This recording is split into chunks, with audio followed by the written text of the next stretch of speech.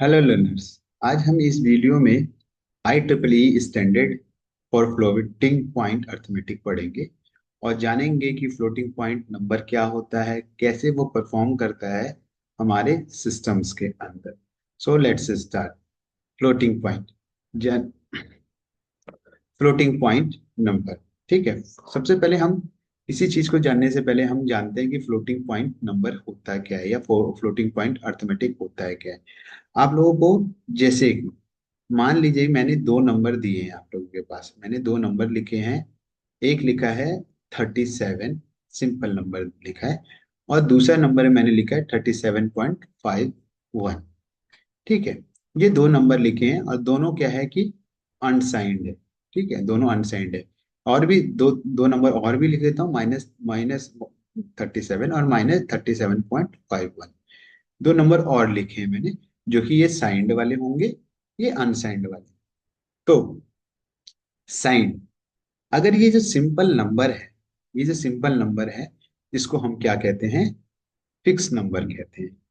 क्या? Fixed point बोलेंगे, fix point arithmetic बोलते हैं।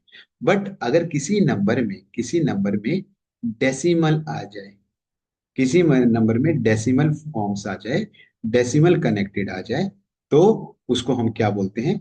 फ्लोटिंग नंबर बोलते हैं। फ्लोटिंग पॉइंट अर्थमेटिक बोल सकते हैं या फ्लोटिंग पॉइंट नंबर बोल सकते हैं, चाहे वो अनसाइंड केस में हो या साइंड के केस में। दोनों में क्या है, जब आपका डेसिमल आ जाए, इट मीन्स आपका क्या हो गया? वो फ्लोटिंग पॉइंट नंबर हो गया, फ्लोटिंग पॉइंट नंबर हो गया।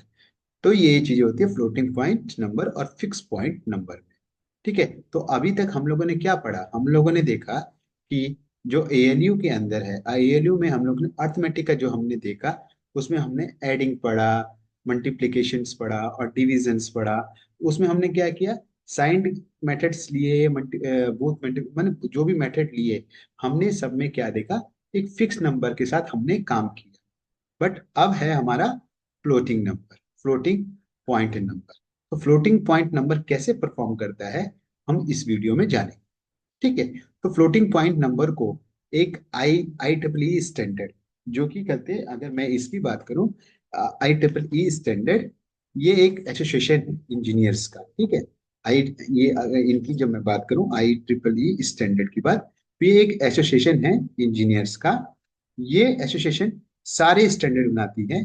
ठीक है, जैसे कि क्या फॉर्मेट है, किस फॉर्मेट को कैसे रिप्रेजेंट करना है, वो सारा का सारा IEEE स्टैंडर्ड बनाती है। ये एक एसोसिएशन है, मान लीजिए सिंपल ये एक एसोसिएशन है इंजीनियर्स का, जहाँ पे ये सारे स्टैंडर्ड बनाती है कि जो भी फॉर्मेट्स है, उस फॉर्मेट्स को कल कैसे परफॉर्म करवाना है और कैसे रिप्रेजेंट करना है। तो उसी में क्या है कि IEEE स्टैंडर्ड ने, इसने एक फ्लोटिंग पॉइंट अर्थमेटिक का भी एक कहते स्टैंडर्ड बनाया है, जिसका 754 नंबर से डिनोटेड किया जाता है। 754 अगर पूछा जाए कि 754 नंबर किससे डिनोटेड है, तो आपको सिंपली बताना है फ्लोटिंग पॉइंट नंबर से डिनोटेड है। ये क्या करता है कि वाइडली अडॉप्ट स्टैंडर्ड और representing the performance operation of floating point number इस कंप्यूटिंग। फ्लोटिंग पॉइंट नंबर को कैसे कंप्यूट करना है, वो जानना है। ठीक है, इसमें क्या है कि IEEE स्टैंडर्ड्स में क्या है, एक एक तरह का मेथड बता देगा कि कैसे आपको इस चीज को सॉल्व करना है, या कोई फॉर्मेट, कोई भी फॉर्मेट है, या कि कोई भी चीजें प्रॉब्लम है, उसको कैसे रिप्रेजेंट करना है हमारे सिस्टम्स में। तो उस चीज को आप लोगों को बताता है IEEE स्टैंडर्ड, और वही करते स्टैंडर्ड हर एक सिस्टम में फॉलो किए जाते हैं। ठीक है, तो अब हम फ्लोटिंग पॉइंट्स की बात करते हैं। तो फ्लोटिंग पॉइंट्स में IEEE स्टैंडर्ड ने क्या कहा? एक सबसे पहली बात, उन्होंने तीन चीजों को उन्होंने कहा कि जो भी नंबर्स है, जो भी फ्लोटिंग पॉइंट्स नंबर है, उसको आप तीन हिस्सों में बांट। एक हिस्सा होगा आपका मैंटिसा, एक हिस्सा होगा मैंटिसा का, दूसरा हिस्सा होगा बेस का, और तीसरा होगा एक्सपोनेंट का। उसने क्या कहा कि आपका जो भी फ्लोटिंग पॉइंट नंबर है, IEEE स्टैंडर्ड ने क्या कहा कि आपका जो भी नंबर है, जो भी आपका फ्लोटिंग पॉइंट नंबर है, उसको क्या है कि आप तीन हिस्सों में बांट दो। एक मैंटिसा, एक है बेस नंबर, और दूसरा थर्ड है एक्सपोनेंट। ठीक है, उस हिस्से में बांट दो। फॉर एग्जाम्पल के तौर से मैं अगर ले लेता हूं कि जैसे इन्होंने कहा, जैसे कि मेरे पास ये रखा है 4364.238। ये नंबर मेरे पास है, तो यहाँ पे मेरा डेसिमल है, मतलब ये फ्लोटिंग पॉइंट नंबर है, ये फ्लोटिंग पॉइंट नंबर है। तो यहाँ पे क्या है, अब मेरे को इसने बोला कि इस नंबर को, माने ये जो फ्लोटिंग पॉइंट नंबर है, इस नंबर को आप किसमें, आप बांट दो किसमें, फ्लोटिंग पॉइंट में। फ्लोटिंग पॉइंट मतलब एक आई ट्रिपल स्टैंडर्ड में बांट दो। तो आई ट्रिपल स्टैंडर्ड में उसने बांटना है। आई ट्रिपल स्टैंडर्ड में कैसे बांटना है, पहले मेंटिसा में क्या होगा, वो पूरा नंबर होगा। जैसे कि ये पूरा नंबर हुआ आपका, आई मेंटिसा में डाल दिया। बेस क्या है, बेस आपका हरदम, जब कोई बेस नहीं दिया जा रहा है तो हरदम क्या लेना है, 3 लेना है। ठीक है, सॉरी 10 लेना है। ठीक है, बेस हरदम, अगर कोई बेस नहीं दिया जा रहा है तो आपको हरदम क्या लेना है, 10 लेना है। और जब डेसिमल फॉर्म्स जितने होंगे, मतलब यहाँ पे डेसिमल फॉर्म 3 है ना, ones, tens, hundred, ones, tens, hundred, 1000, 10,000 मतलब 3, 3 के बाद हमारा जीरो लगा है, तो यहाँ पे हमारा -3 एक्सपोनेंट्स हो गया। ठीक है, तो ये हो गया हमारा नंबर। तो उन्होंने क्या क्या कहा कि जो भी फ्लोटिंग पॉइंट नंबर है उसको आप मल्टीसा, बेस एंड एक्सपोनेंट में डिवाइड कर दीजिए। जैसे मैं एक और एग्जांपल लेता हूँ, एक तो ये हो गया हमारा एग्जांपल, दूसरा हमारा एग्जांपल अगर मान लीजिए मैंने ये ले लिया, तो इसमें क्या है, ये नंबर भी मेरा क्या है, फ्लोटिंग नंबर है। तो मल्टीसा मेरा क्या होगा, 9 हो जाएगा। बेस मेरा क्या है यहाँ पे, 10 है। ठीक है, बेस मेरा यहाँ पे 10 है, और पावर क्या है, एक्सपोनेंट क्या है मेरी, 8 है। ठीक है, तो ये मेरा इस तरीके से आप डिवाइड कर दो। एक और एग्जांपल ले लेते हैं हम, जैसे कि मान लीजिए कि 110 इंटू 3 की पावर 9 ले लेते हैं मान लीजिए। तो मेरा मेंटिसा क्या होगा, 110, 110 मेरा मेंटिसा हो गया। ये मेरा बेस क्या है, बेस मेरा यहाँ पे है, ये 3 है। ठीक है, और ये 9 मेरा एक्सपोनेंट है। ठीक है, तो ये चीजें कहती है आई ट्रिपल ई स्टैंडर्ड, ये कहती है कि आप कोई भी फ्लोटिंग पॉइंट नंबर हो, आपको 3 भागों में बांट दे रहे हैं। और ये 3 भाग किस चीज को रिप्रेजेंट करेंगे, कि ये 3 भागों का जो प्रेजेंटेशन होगा वो मेंटिसा जो भी होगा, पॉजिटिव हो सकता है, नेगेटिव हो सकता है। तो mantissa plus B exponent power, ठीक है, इस फॉर्म्स में होगा। और जो वैल्यूज होंगी, मतलब जो भी इनपुट आया होगा, ये ऑटोमेटिक इस फॉर्म्स में आ जाना चाहिए। ठीक है, मतलब पॉजिटिव और नेगेटिव, मेंटिसा प्लस बेस का एक्सपोनेंट बी। तो मैंने मैंने भी कुछ नहीं किया, अगर इसको मैं अगर करना चाहूँ तो मैं इस फॉर्म्स में लिख सकता हूँ। ठीक है, इस फॉर्म्स में अगर मेरे को लिखना है तो सिंपल सा है, 4238 इंटू 10 - 3, ये मेरा करते इसका I I triple E standard points हो गया। ठीक है, फर्स्ट वाले केसेस का अगर फर्स्ट वाले केसेस का मैं बोलूं, तो मेरा ये जो है, ये कि I N T standard forms हो गया। ठीक है, तो I triple E standard form यही बोलता है कि आपकी जितने भी फ्लोटिंग पॉइंट्स हैं, फ्लोटिंग पॉइंट्स नंबर होंगे, उसको आप 3 भागों में बांट दो, मेंटिसा में बांट दो, बेस में बांट दो, एक्सपोनेंट में बांट दो। ठीक है, एंड देन आप उसको ऑपरेशन करो कि कैसे ऑपरेशन करना है। और ये याद रखना है, ये बहुत इंपॉर्टेंट कि जो फ्लोटिंग पॉइंट नंबर है वो 754 नंबर से डिनोटेड किए जाते हैं। ठीक है, अब आते हैं इसके आई इसके बाद उन्होंने क्या किया, 2 फॉर्मेट्स को design, ITP standard floating point arithmetic में। एक तो आप लोगों को ये बता दिया कि आपको जो भी नंबर है मेंटिसा और बेस और एक्सपोनेंट फॉर्म्स में डिवाइड करना है। ठीक है, फिर उन्होंने क्या कहा, कि उन्होंने कहा है कि आप कोई भी नंबर को, कोई भी माने कोई भी चीज को, कोई भी उसको 2 फॉर्मेट में बांट दो, 2 इंपॉर्टेंट फॉर्मेट में बांट दो। ठीक है, पहला क्या है, सिंगल सिंगल प्रिजेशन फॉर्म्स होते हैं, प्रिसेशन फॉर्मेट। ठीक है, आप इसमें बांट दो। और दूसरा डबल प्रिसेशन फॉर्मेट। अब ये क्या कहता है, अगर आपका सिंगल प्रिसिशन फॉर्मेट क्या कहता है, जब आपका 32 बीट्स का फंक्शंस हो, तब आप किसको प्रेफर करेंगे, सिंगल प्रिसिशन फॉर्मेट को। बट आपका डबल प्रिसिशन फॉर्मेट का हो तो आपको क्या है, 64 बीट का कॉम्बिनेशन होना चाहिए, माने 64 बीट को वो फॉलो अप करेगा। जैसे कि मैं इस चीज को आपको डिफाइन कर देता हूँ। ठीक है, सिंगल प्रिसिजन फॉर्मेट क्या बोलता है, 32 बीट के डाटा को एक समय में वर्क करेगा। और डबल फॉर्मेट प्रिसिशन क्या बोलेगा, 64 बिट के डाटा को प्रोसेशन करेगा। तो आई ट्रिपल स्टैंडर्ड ने ये दो फॉर्मेट्स को डिफाइन किया। थर्टी इस दो फॉर्मेट्स में क्या कहा गया, ये कहा गया कि 32 बीट्स का मतलब ये है कि 32 बीट जो वर्क करेंगे, तो उसका मतलब ये हो गया कि जो साइन होंगे, जो साइन होगा, सॉरी, जो साइन होंगे, जो साइन होगा, जो हमारे एक्सपोनेंट होंगे, और जो हमारा मेंटीसा होगा। ठीक है, हमने बोला ना कि तीन चीजों में बेस जिसको हम लोग, तो बेस हमारा एक बीट में करते कवर अप हो, एक्सपोनेंट जो होगा हमारा 8 बीट इसमें लेगा, और बाकी जो बच जाएंगे हमारे 32 बीट्स क्या ले, 23 बीट मल्टीसा लेगा। तो ये तीनों तीनों को मिला करके 32 बीट्स बनेंगे। तो कहता है कि सिंगल प्रिसिशन फॉर्मेट में जो बेस नंबर है, बेस तीन भागों में बांटा, बेस हमारा कितना लेगा, 1 बीट लेगा। जो हमारा एक्सपोनेंट है वो 8 बीट्स को कवर अप करेगा, 8 बीट से ज्यादा वो मूवमेंट नहीं करेगा। और हमारा जो मेंटिसा है वो 23 बीट्स रहेगा सिंगल प्रोसेशन फॉर्मेट। वही अगर मैं मल्टीपल प्रोसेशन की बात करूं, तो सेम जब उसने डिवाइड किया, स्टैंडर्ड जो डिवाइड किया, उसमें बताया कि जो साइन और बेस जो है, साइन और बेस बोल देते हैं इसको, एक्सपोनेंट्स एंड मेंटिसा। तो साइन और बेस और मेंटिसा में ये, इसमें भी 1 बीट का बेस रखेगा, एक्सपोनेंट आपका 11 बीट का हो जाएगा, एंड मेंटिसा आपका 52 बीट्स का हो जाएगा। मतलब जो भी वैल्यूज है, जैसे मैंने अभी आपको बताया ना कि 9 × 10⁸, 9 × 10⁸ तो मेरा जो 9 है, 9 किस में स्टोर होगा, वो 52 बीट्स के अंदर होगा। 10 किस में होगा, ये मेरा बेस नंबर है तो मेरा 1 बीट के अंदर स्टोर होगा।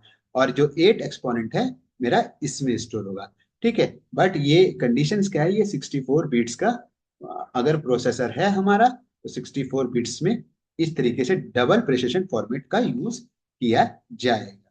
ठीक है, ऐसा नहीं है कि single precision format, double precision format है, इसके अलावा भी हमारे पास फॉर्मेट है, जैसे कि मैंने थंबनेल थंबनेल में आप लोगों के साथ रखा, थंबनेल में आप लोगों के साथ रखा, जैसे कि एक मिनट, एक मिनट,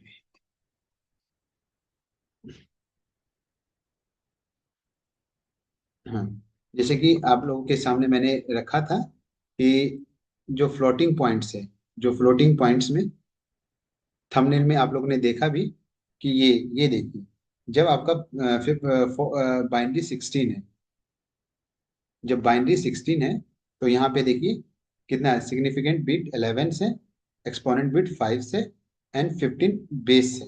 ठीक है, तो ये कितना लेगा, अगर देखा जाए तो ये भी 1 बीट्स का ही कवर अप कर रहा है। ठीक है, इसमें ये मेंटिसा का वैल्यूज आपको बता रहे हैं। ठीक है, तो यही चीजें आपकी रहेंगी। ठीक है, तो ये होती है हमारी स्टैंडर्ड फॉर्मेट। तो दो फॉर्मेट को बहुत ज्यादा किया गया, एक सिंगल प्रिसिजन फॉर्मेट को देखा गया, एक डबल प्रिसिजन फॉर्मेट को बनाया गया। ठीक है, दो फॉर्मेट को बनाया गया, single precision and double precision format को। तो इन्होंने, आई ने सिंपली क्या बोला कि कोई भी फ्लोटिंग पॉइंट नंबर है, उसको कैसे परफॉर्म करवाना है, पहले आप डिवाइड कर दो तीन हिस्सों में, मेंटिसा में बना दो, फिर उसके बाद बेस बना दो और एक्सपोनेंट बता दो।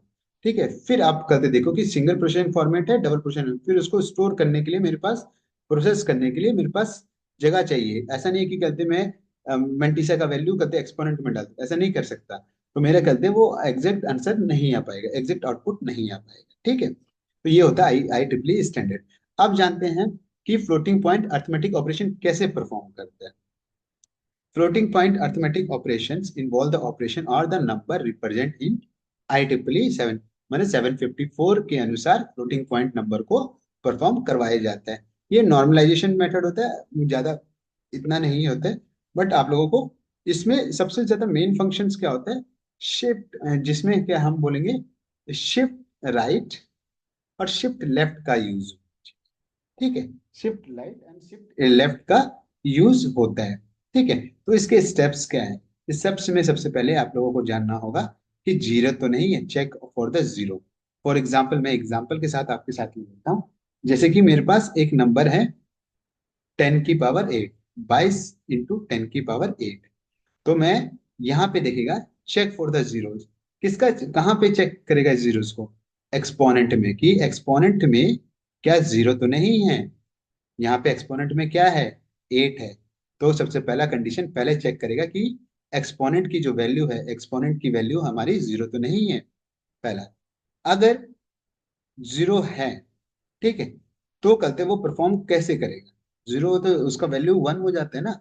अगर मैं के सिंपल सी बात करूं, अगर मेरे पास कितना भी बड़ा नंबर हो, कितना भी नंबर, उसकी वैल्यू, अगर उसकी वैल्यू एक्सपोनेंट की वैल्यू जीरो है, तो इसका मीन्स वन है, उसकी वैल्यू वन है ना, ठीक है।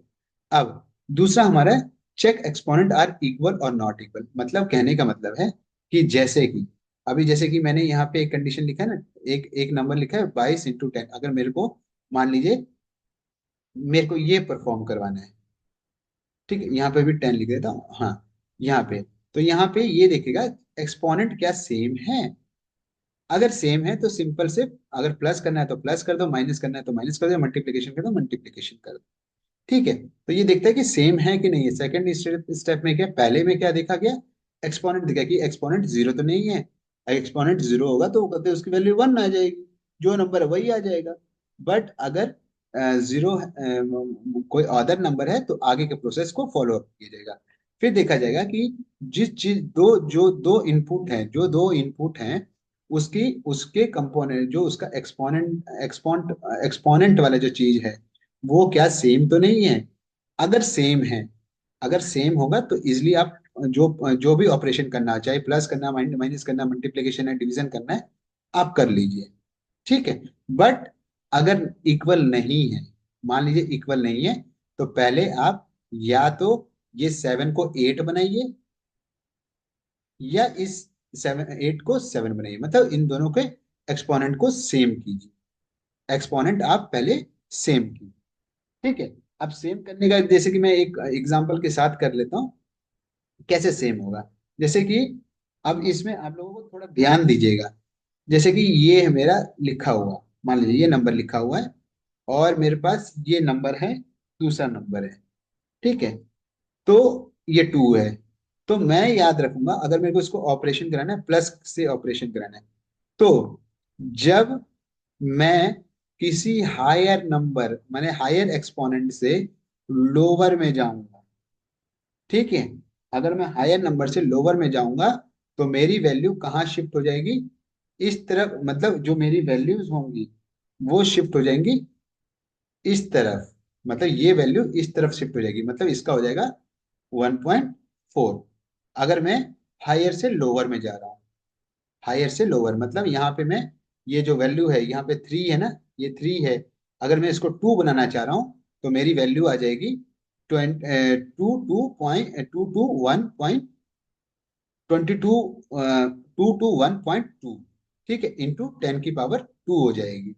बट अगर मैं लोअर से हायर में जा रहा हूं, तो मेरी वैल्यू क्या होगी, शिफ्ट राइट होगी, शिफ्ट राइट होगी, तो इसकी क्या हो जाएगी, तो यहाँ पे अगर इसी का एग्जांपल ले लूंगा, मैं इसी का एग्जांपल ले लूंगा, तो ये हो जाएगा 2112, 2.2 तो कहने का मतलब ये है कि जब हायर नंबर से, हायर एक्सपोनेंट से लोअर में जाना है, तो क्या करना है हमें, लेफ्ट शिफ्ट होना है, क्या करना है, नहीं, राइट शिफ्ट होना है, राइट शिफ्ट होना है।